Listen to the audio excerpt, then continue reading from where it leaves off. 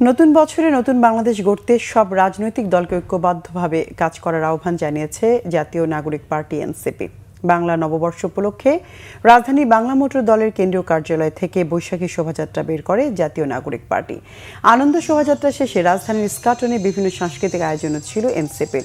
দলের কেন্দ্রীয় নেতারা দেশবাসীকে বাংলা নববর্ষের শুভেচ্ছা জানান। পরে দলের মুখপাত্র সাবেক উপদেষ্টা আসিফ মাহমুদ সজীব ভুঁইয়া নতুন বছরে মতবিরোধ ভুলে সমস্ত রাজনৈতিক দলকে নতুন বাংলাদেশের স্বার্থে ঐক্যবদ্ধ হওয়ার আহ্বান জানান।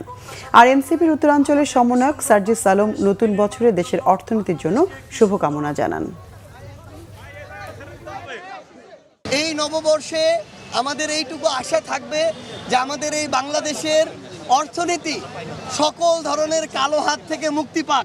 অবশ্যই আমরা পুরনো সময়ের মতো রাজনৈতিক কালচার চাই না।